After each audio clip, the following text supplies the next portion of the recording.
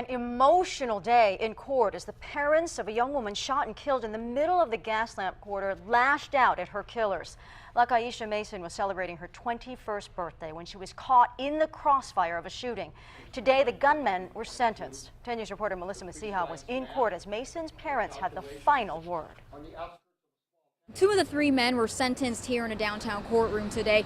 Frederick Roberson received more than 200 years behind bars. Dante Craig, more than 86 years behind bars, all for a violent crime that terrorized the Gaslamp Quarter. Chaos in downtown. Surveillance video caught people running for their lives after Frederick Roberson, Dante Craig, and Rashad Scott fired several shots in a crowded street May 2009. Lakeisha Mason, who turned 21 that night, was out for her birthday. She was shot in the head and killed. She wasn't just my daughter. She was one of my best friends.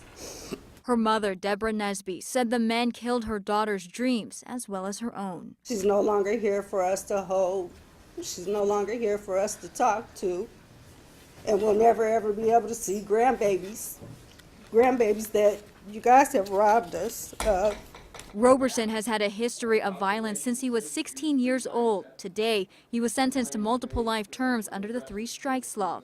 Craig will also spend the rest of his years in prison. The victim's father, who spent more than 2 decades working with at-risk youth, said there's no hope for these men. Whatever the sentence you give them, I hope it is without any regard for leniency or any redemptive value for these young men right here, because they have none as far as I'm concerned. Roberson apologized to the family, but then said to the court this was not justice. Be able to recite penal code and toss around legal jargon, I don't believe that makes you qualified to judge my life. Lakeisha's father now wants to focus on the daughter he'll never see grow up.